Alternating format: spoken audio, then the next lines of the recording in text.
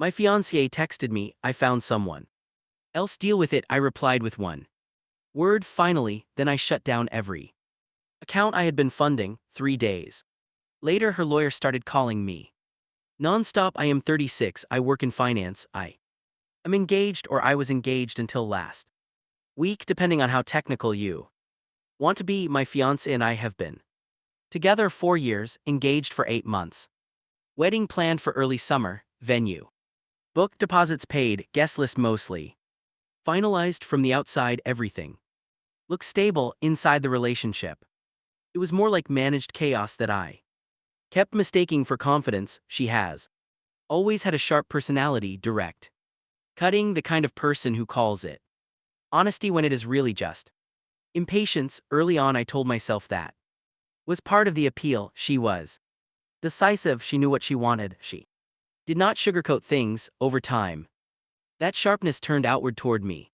More often small digs dressed up as jokes, comments about how my job was safe but boring, how her friends partners were more exciting, how I should be grateful she chose me. We live together, I cover most of the expenses: rent, utilities, insurance, streaming subscriptions, groceries. She contributes sporadically when freelance work is good. I did not love that setup, but I accepted it because we were building toward marriage, or so thought. 3 days ago I was at work when I got a message from her. No build-up, no discussion beforehand, just a statement. She told me she had found someone else, and that I needed to deal with it. That was it. No apology, no explanation, just dismissal, like she was firing a contractor. What surprised me was not the betrayal. In hindsight the signs were there. What surprised me was the tone, casual, almost smug, like she expected me to react emotionally, beg, argue, ask questions. I did none of that. I replied with one word, finally. Then I stopped engaging entirely. No follow-up, no calls, no confrontation. Instead I spent the rest of that afternoon doing something she clearly had not considered. I logged into every account I funded and I turned them off one by one. When I say I cut off every account I funded, I mean everything that quietly kept her life comfortable without her having to think about it. I did not do it dramatically, I did not announce it, I did not threaten it, I just treated it like an administrative task that was overdue. Our joint checking account was first. I moved my paycheck reroute before the end of the business day and drained my contribution down to the exact amount that was legally mine. I left enough to avoid overdrafts for anything already pending. I am not reckless, I am precise. Then came the subscriptions. Phone plan canceled on my end and ported to a new number I control. Her phone stayed active for about 6 hours before service dropped. Streaming services logged out everywhere. Cloud storage downgraded. The gym membership I paid for froze automatically when the card declined. The car insurance was next. The policy was in my name. She was a listed driver. I removed her. Same with roadside assistance, same with the credit card she used for emergencies that I paid off every month. I changed passwords on anything tied to my identity: email, banking, utilities. I did not lock her out of the apartment. That would have caused unnecessary legal noise. I simply packed a bag and stayed with a friend while I figured out the next step. That night she texted me again. This time the tone was different, confused, irritated. She asked why her phone was not working and why the grocery order would not go through. She added a comment about how this was immature and petty. I did not respond. The next day she escalated. Multiple calls from unknown numbers, emails accusing me of financial abuse, messages alternating between insults and attempts at reason. She told me I was overreacting. She told me couples get through worse. She told me I was proving her point about my insecurity. Still I said nothing. On the third day I started getting calls from a number with a local area code I did not recognize, voicemails asking me to call back regarding an urgent matter. Formal tone, professional wording. That is when I realized she had shifted strategies. She had contacted a lawyer. The voicemail from the lawyer was polite, in a way that immediately told me he had only heard one version of the story. He Said he represented my fiancée in a domestic financial dispute and wanted to discuss urgent concerns about shared assets and abrupt withdrawal of support. That wording mattered, shared assets. Support. I called back once, I kept it short. I told him we were not married. I told him there was no joint lease. I told him there was no prenuptial agreement and no written expectation of ongoing financial support. I told him every account I closed was in my name and funded solely by me. I asked him to clarify what legal basis he believed existed for his call. There was a pause. Not a dramatic one, a calculating one. He asked if I would be willing to meet to resolve things amicably. I said I was willing to communicate in writing only. He said his client felt blindsided and destabilized. I said his client had sent me a message ending our engagement and announcing a new relationship without discussion. I said my response was to disengage financially and personally. I asked again where the legal issue was. He did not answer directly. That afternoon, my fiancée sent me a long email. No insults this time, no bravado.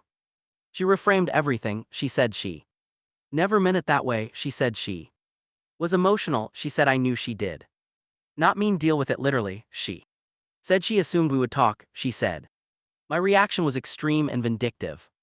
She also listed expenses she believed I was responsible for covering until she got back on her feet: rent, utilities, phone, groceries, therapy. She used the phrase transitional support. Reading that was the moment something clicked cleanly into place. This was not about heartbreak, this was about entitlement. I replied once briefly. I said the engagement was over. I said there would be no further financial support. I said all communication should go through her lawyer. Then I blocked her number again. Within an hour, the lawyer called back. His tone had changed. The lawyer called back sounding careful instead of confident. He asked if I had time to talk now. I said no and asked him to email his concerns. He did anyway. A few minutes later, the email was shorter than I expected. No demands this time. Just questions, clarifying questions. About the lease, about the accounts, about whether I had ever promised continued support in writing, about whether any of the wedding expenses were refundable. That shift told me everything. He had looked at the situation and realized this was not leverage, this was noise. Around the same time, I heard directly from her again. She used a friend's phone to message me on social media before I blocked that too. The tone was aggressive again. She accused me of trying to ruin her life. She said I was punishing her for being honest. She said real men do not abandon women when things get hard. I did not respond, but I did take screenshots. I have learned that when someone starts rewriting history, you document quietly. That evening, I went back to the apartment while she was out. I took only what was mine: clothes, documents, electronics. I photographed every room before I left, clean, undamaged, exactly as it should be. I left my key on the counter. The next morning, her lawyer emailed again. This time he said his client wanted to explore mediation rather than escalation. That phrase made me laugh for the first time in days. There was nothing to mediate, there was no shared future to negotiate. I replied in writing. I reiterated that the engagement was terminated by her message. I stated that no marriage occurred. I stated that no joint assets existed. I stated that I would not be participating in mediation and that any further contact should be limited to written communication regarding property retrieval if needed. 2 hours later, she lost it. She sent a final email from her own account before I blocked that too. It was long, bitter, accusatory. She told me I was heartless. She told me the new guy would never treat her this way. She told me she expected better from someone who claimed to love her. What she did not realize is that the moment she said I found someone else deal with it, she stopped being my responsibility. The first bill she actually saw was the rent reminder, not an eviction notice. Just the automated email asking for confirmation of payment. She forwarded it to me with a message that said, "This is due tomorrow. What are you doing?" I did nothing. The second hit was her car She called a mutual friend in a panic. Because the insurance app would not load. And roadside assistance said she was not covered. She had assumed coverage was just something that existed like air. She did not realize it was something I maintained. By the end of that day, the tone shifted from anger to fear. She emailed her lawyer again asking what her options were. He responded by asking for documents she did not have, lease agreements, shared account statements, written promises. There were none.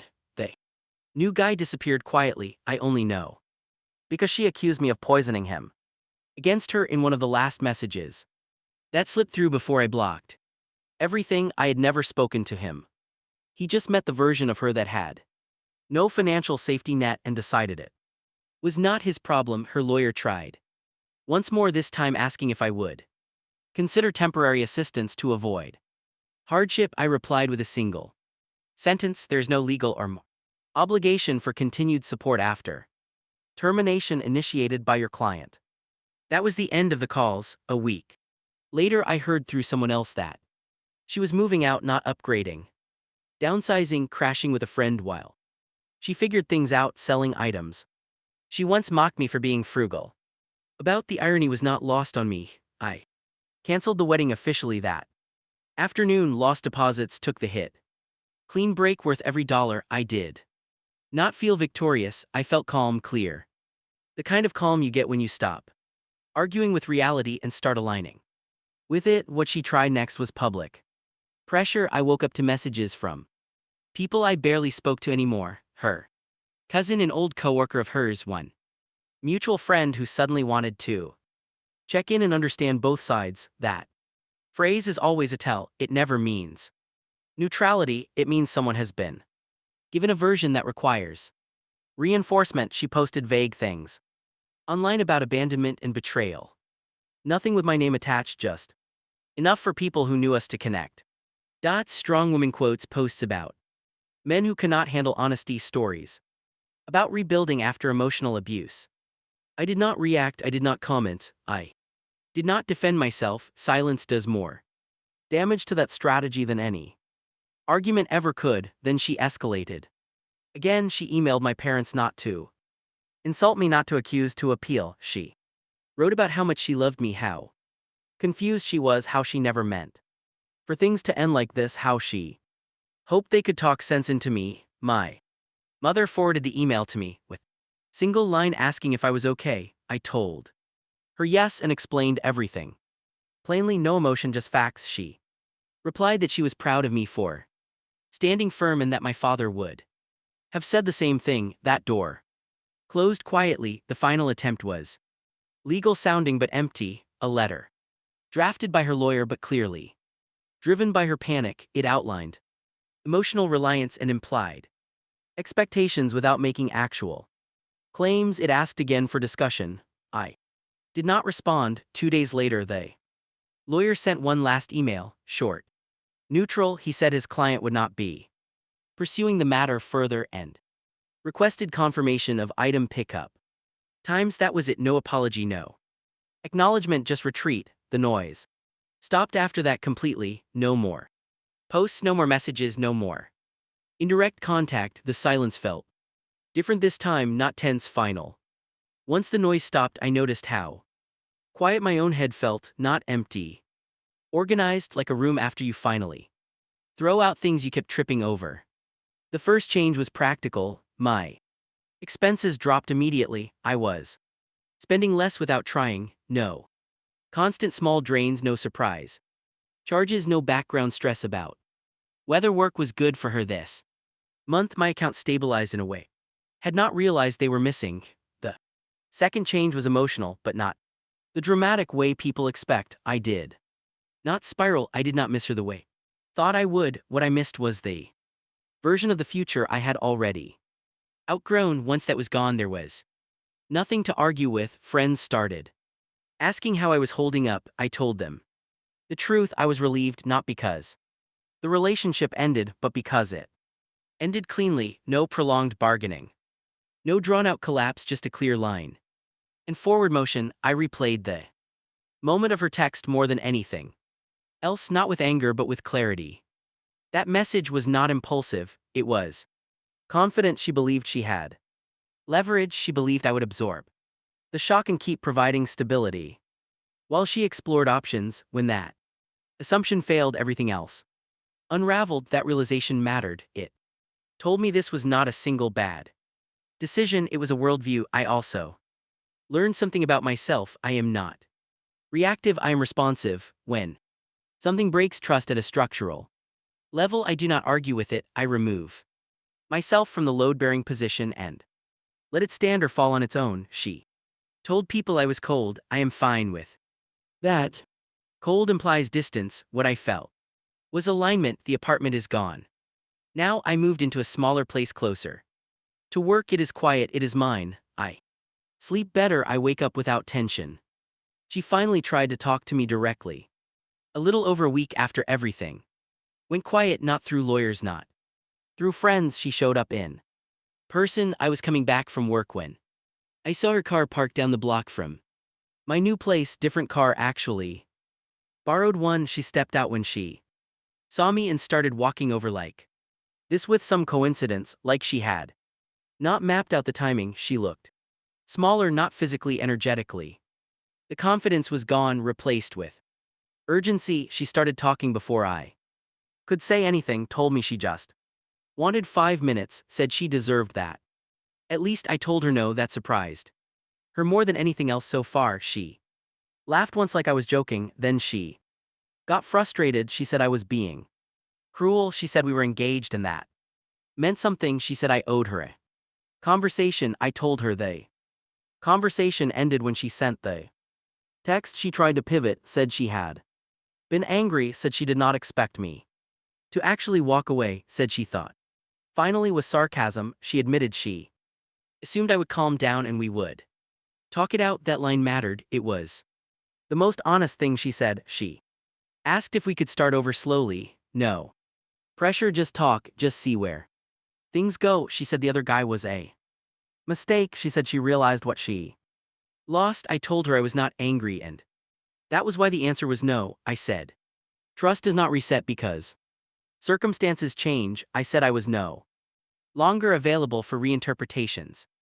of reality. She called me heartless again, said I was punishing her. I told her consequences are not punishment, they are alignment. I walked past her and went inside. I did not slam the door. I did not look back. She texted me later that night from a new number, just one line: I never thought you would actually leave. That was the point.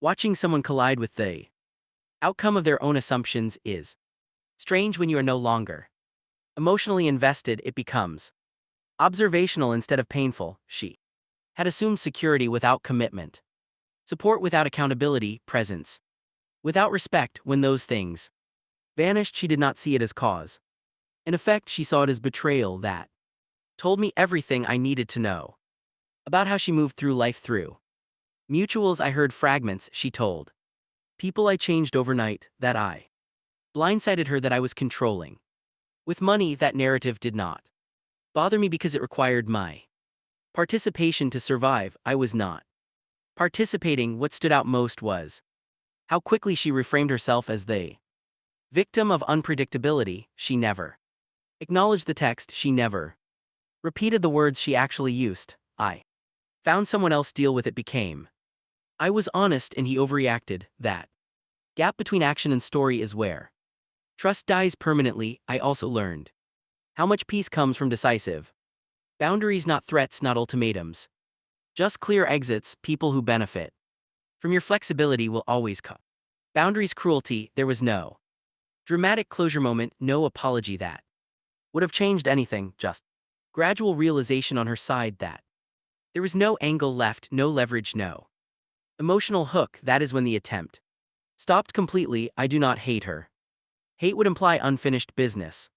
What I feel is distance and clarity. She was not a villain, she was a lesson I paid for early instead of late. Where I am now is simple. I am single, I am stable, I am not confused about what happened or why it ended. That matters more than being comfortable. The wedding money is gone, deposits lost. I accepted that immediately. Money recovers faster than trust ever does. I consider it tuition I paid to learn something. Before it cost me years instead of weeks. I changed my routines, focused on work, reconnected with friends I had drifted from while trying to maintain balance for two people. I did not rush into anything new. I did not need to replace what I removed. The space itself was the reward. She has not contacted me again, not directly, not indirectly. The silence stuck this time because there is nothing left to test, no soft boundary, no emotional backdoor, just absence. That is the cleanest ending I have ever had. If you're reading this and thinking walking away like this sounds harsh, let me be clear: what ended the relationship was not my response, it was her certainty that she could discard me without consequence and still keep the benefits. I did not punish her, I stopped subsidizing disrespect. Love without respect turns into obligation. Obligation without choice turns into resentment. I refuse to live in that middle space. The aftertaste of this is not bitterness, it is clarity. I now know that when someone tells you exactly how little they value your presence, you should believe them the first time and respond accordingly. I did not raise my voice, I did not argue, I did not beg. I simply aligned my actions with reality and stepped out of the way, and that was enough.